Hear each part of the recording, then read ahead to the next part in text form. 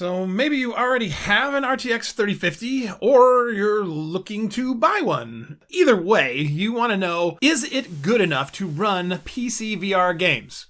Well, the Bone Lab footage you're seeing right now was captured to my Oculus Quest 2 and was running via Airlink on my test PC, which is sporting a Zotac Gaming RTX 3050 Twin Edge OC, an AMD Ryzen 7 5800X CPU, and 16 gigabytes of 3600 MHz CL16 DDR4 RAM.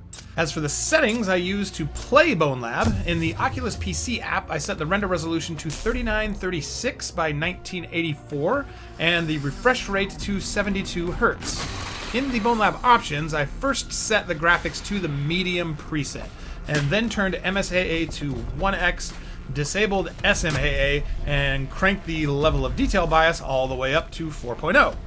This left the game looking pretty good and running quite nicely. In some areas, these settings were no problem at all for the 3050, but pushed it right to the edge in others. Overall, I felt this was a pretty good showing for the RTX 3050. I see you again. Come on over. For Red Matter 2, I kept the render resolution at 3936 by 1984 and the refresh rate at 72 Hz, and in the game I set the resolution scale to 1.2 and turned both indirect and dynamic shadows on. This pushed the 3050 about as far as I dared. This game is one of the best looking standalone Quest 2 titles, and the PC version looks even better. And the 3050 does run it pretty decently. As you can see on the performance graphs, we were able to maintain an almost constant 72 FPS at these settings. For those wanting to go up to 90 Hz, the 3050 can do it, but you're going to have to sacrifice some of the eye candy in order to do that. I prefer my games to look as good as possible, so I'm okay with 72 Hz in this situation. The Walking Dead Saints and Sinners was another game the 3050 did fairly well with at 3936 by 1984 and 72 Hz. I set the game's pixel density to 100%, set the view distance to far, turned anti-aliasing off, and all the other settings to medium. It's amazing to me how good modern games look at medium quality settings. When I was a kid, I hated having to turn my games down to medium because they looked like poo. Nowadays, though, medium still looks pretty darn good. I saw similar performance in this game at these settings as we've seen in Red Matter 2 and Bone Lab. The frame rate stayed at a constant 72 FPS and the performance headroom was averaging around 30%. But whenever I'd get into fights with walkers, the frame rate would drop in half. This is something I've noticed even on high-end cards I've tested, like the RTX 3080 Ti and RX 6950 XT. I'm not entirely sure why this is happening, because this is something I typically only see when the performance headroom in a game drops below 0, but here you can see it's still just above 0, but the frame rate is being cut in half anyway. As you can see, even though the application is dropping frames in this instance, the compositor never drops a frame, so gameplay still felt smooth to me, even during all this mayhem. Beat Saber is probably the most popular VR game to be produced thus far, and the 3050 runs this game very, very well. Just like with the other games we've looked at so far, I set the render resolution to 3936 by 1984, but bumped the refresh rate up to 90 Hz. In the Beat Saber options, I turned the render scale all the way up to 1.8, turned anti-aliasing off, and all the other graphical settings to their maximum value. This did push the 3050 right to its limits, but man, Beat Saber looked crispy. Had I turned the render scale down, we probably could have bumped this one up to 120 Hz, but like I said before, I like my games looking as sharp and detailed as possible, and this fit that bill perfectly. Vader Immortal is more of an interactive Star Wars story than it is a game, really, but if you're a Star Wars fan, it's totally worth playing, and the 3050 performs pretty well in this title. Once again, I set the render resolution to 3936 by 1984 and the refresh rate to 72 Hz. In the game, there's only two different video settings, low and high, and of course I set it to high. At these settings, the 3050 gave us a solid 72 FPS.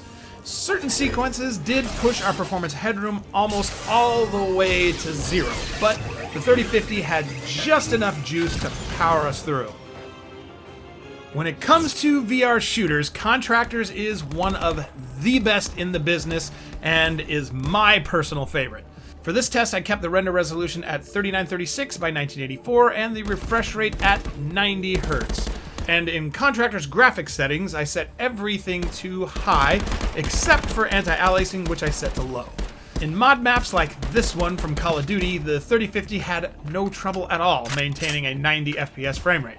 Most of the time, the performance headroom was well above 50%, which means the 3050 could most likely do 120 Hz on a map like this one.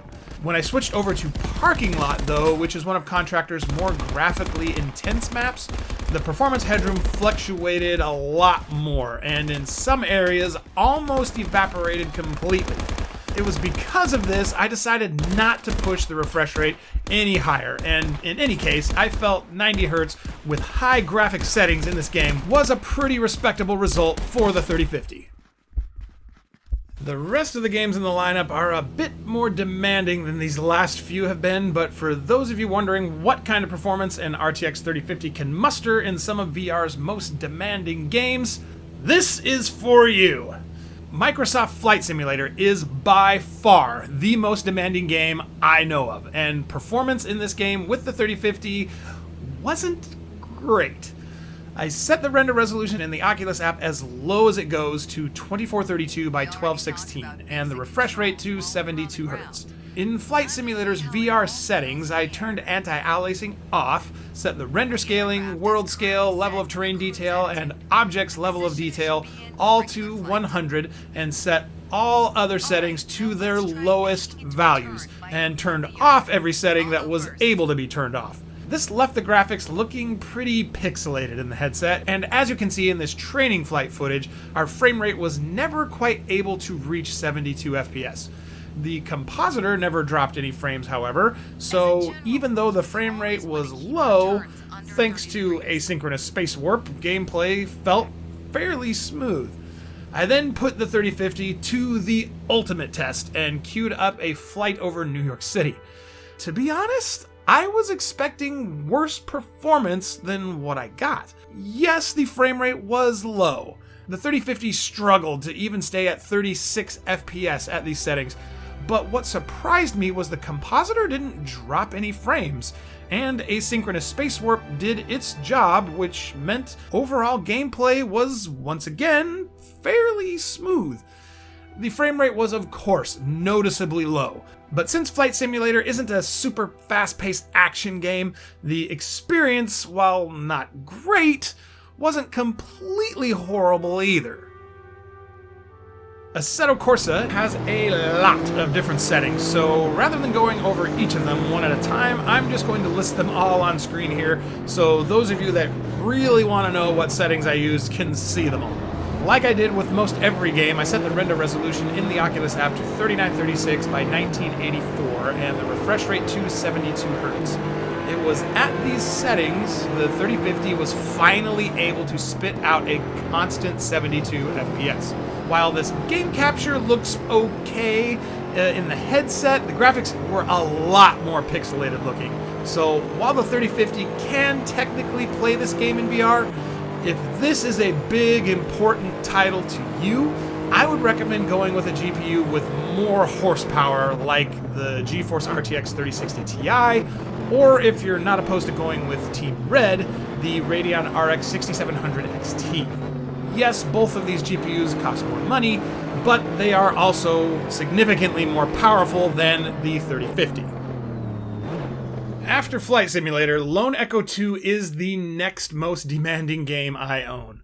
For this test, I took the render resolution down a notch to 3616 by 1840 and kept the refresh rate at 72 Hz. In Lone Echo 2's graphics settings, I first enabled the low graphics quality preset, then set the in-game render scale to 100%, multi-sample anti-aliasing to none, and disabled temporal AA. Just like with Flight Simulator and Assetto Corsa, this left a lot of jagged edges on objects, especially on things that were far away. The game did run smoothly though, which was good, and in most areas the 3050 was able to keep the frame rate above 72 FPS. In some areas though, the 3050 wasn't quite enough, and our performance headroom dropped below 0 and cut into our frame rate a little bit. Once again though, the compositor kept doing its job and didn't drop any frames, and since Lone Echo 2 is slower paced, gameplay stayed smooth. Half Life Alyx is probably the one VR game everyone with a VR headset wants to play. And for good reason too. Graphically, it looks amazing. The story is great, and the gameplay is even better. The 3050 was able to run Half Life Alyx at 3936 by 1984 at 72 Hz on the medium fidelity performance option within Half Life Alyx. Even at medium quality, this game looked really good. And on top of it, the 3050 was able to deliver a pretty solid frame rate. Yes, our performance headroom was right on the edge, and our frame rate would briefly drop below 72 FPS from time to time. But, as I've mentioned with other games in this video, the compositor kept delivering frames on time, so those moments when performance was at its worst went completely unnoticed by me, and overall, the experience was very good. If you've reached this point of the video and are feeling underwhelmed by the VR performance of the RTX 3050, consider subscribing to the channel to see what kind of performance you can get with other GPUs. Maybe the RTX 3060 Ti will be more to your liking. You can see how it performs in this video right here.